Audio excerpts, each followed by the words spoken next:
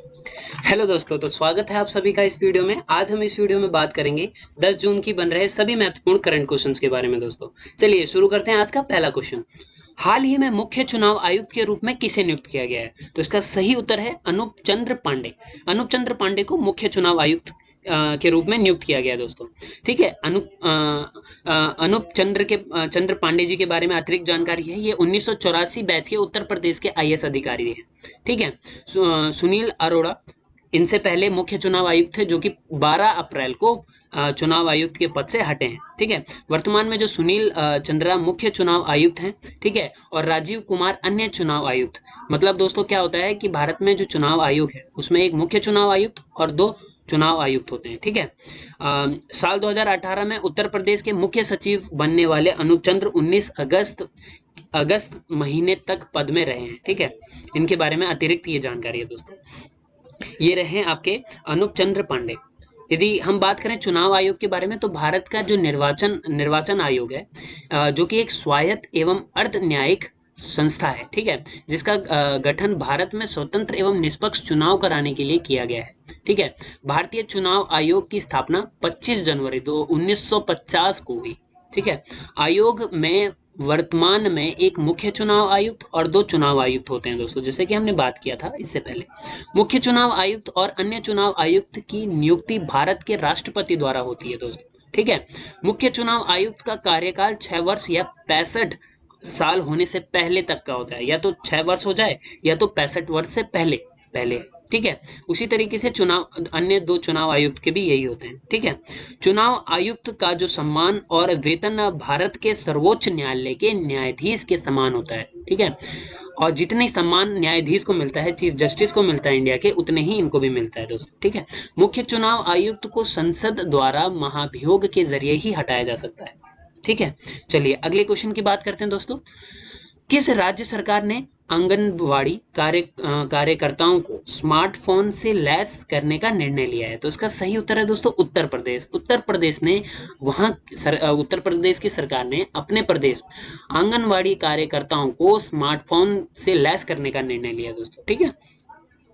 जानते हैं ऐसा क्यों किया है?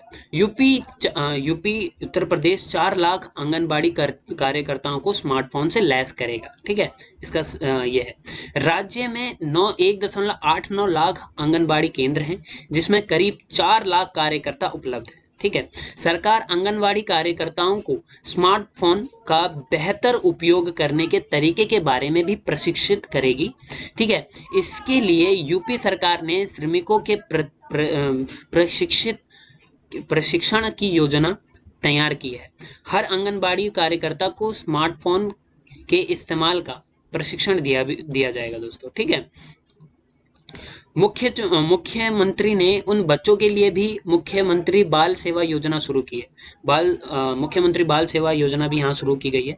क्यों की गई है? जिनके माता पिता की मृत्यु कोविड के कारण हुई है, के साथ ही उन बच्चों के लिए जो गैर कोविड रोगों से पीड़ित हैं।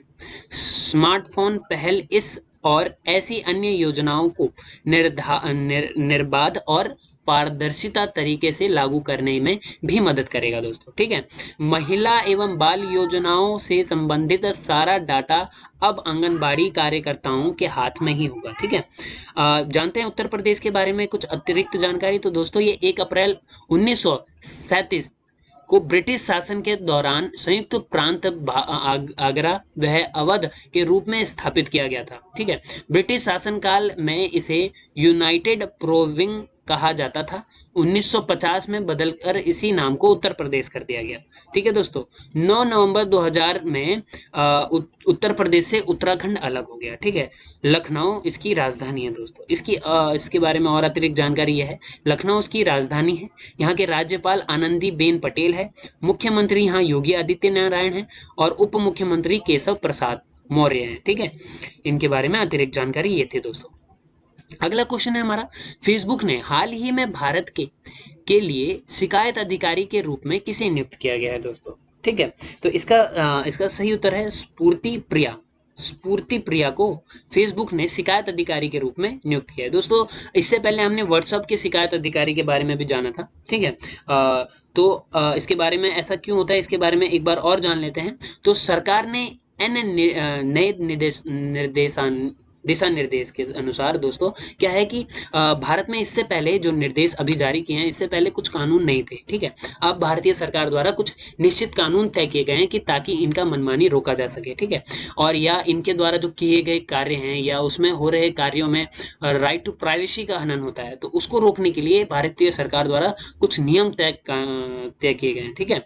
ये दिशा निर्देश इस प्रकार है दोस्तों कि 50 लाख से अधिक उपयोगकर्ताओं वाली सोशल मीडिया कंपनी, जो भी 50 लाख से अधिक उपयोगकर्ताओं वाली सोशल मीडिया कंपनी होगी, वो एक शिकायत अधिकारी, एक नोडल अधिकारी और एक अन्य अनुपालन अधिकारी नियुक्त करेगा, ठीक है। एक शिकायत अधिकारी, नोडल अधिकारी और एक मुख्य अनुपालन अधिकारी नियुक्त करना होगा। तीनों जो नियुक्त किए जाएंगे कर्मचारी, वो भारत के निवासी होने जरूरी होंगे, ठीक है। नग्नता और पोर्नोग्राफी के लिए फ्लैग की गई किसी भी सामग्री को 24 घंटे के भीतर हटाना होगा। यदि कोई भी ऐसी मैसेज कोई भी फॉरवर्ड कर देता है सोशल मीडिया में, तो उसे हटाने का काम उस कंपनी का होगा 24 घंटे के अंदर। आदेशों का पालन न करने पर कंपनी पर आपराधिक कार्यवाही करने का उत्तरदायी मतलब कार्यवाही करने के लिए उत्तराधिकारी ठहराया जाएगा। मतलब जो भी जिम्मेदारी होगी वो उसी की होगी।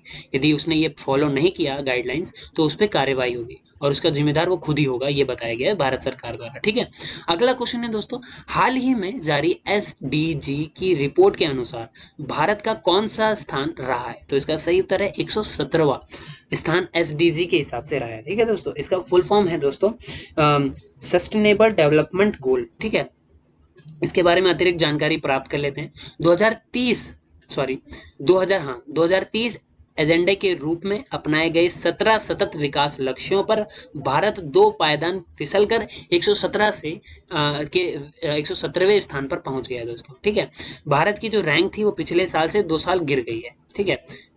भारत का जो स्थान 4 दक्षिण एशिया देशों भूटान, नेपाल, श्रीलंका और बांग्लादेश से नीचे है। भारत का कुल SDG स्कोर 100 से 61.99 है, ठीक है दोस्तों। ये क्या इसके मतलब क्या मायने होते हैं ये भी जान लेते हैं। तो संयुक्त राष्ट्र का एजेंडा 2030 17 सतत विकास लक्ष्य निर्धारित किए गए हैं, ठीक है। गरीबी के सभी रूपों की पूरे विश्व में समाप्ति, ठीक है। भूख की समाप्ति, खाद्य सुरक्षा और बेहतर पोषण और टिकाऊ कृषि को बढ़ावा देना इसका उद्देश्य है। सभी आयु के लोगों में स्वास्थ्य सुरक्षा और स्वस्थ जीवन को बढ़ावा देना, ठीक है।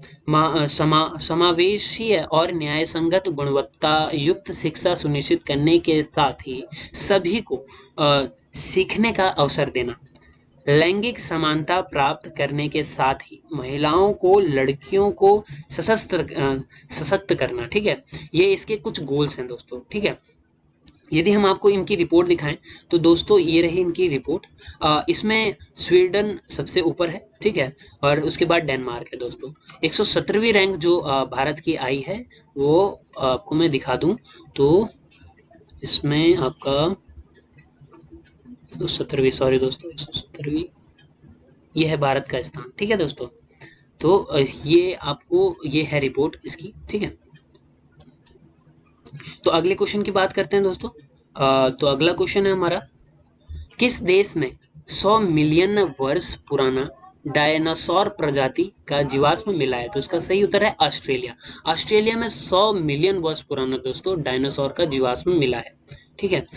जानते हैं इसके बारे में। जीवाश्म वैज्ञानिकों के अनुसार ऑस्ट्रेलिया के बाहरी इलाके में खोजे गए एक विशाल डायनासोर को एक नई प्रजाति के रूप में पहचाना गया है और इसे पृथ्वी पर घूमने वाले सबसे बड़े डायनासोर में से एक के रूप में मान्यता दी गई है, ठीक है दोस्तों।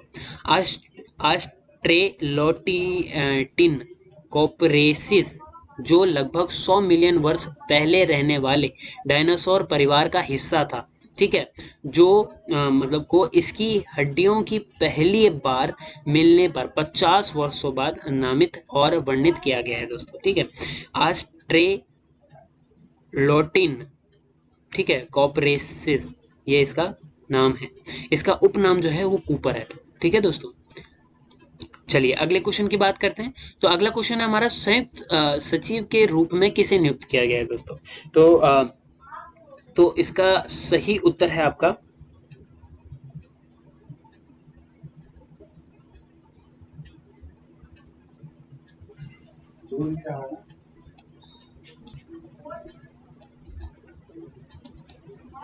दोस्तों, अगला संयुक्त सचिव के रूप में किसे नियुक्त किया गया है। तो इसका सही उत्तर है रियर एडमिरल कपिल मोहन धीरे। ठीक है, इनके बारे में अतिरिक्त जानकारी जान लेते हैं।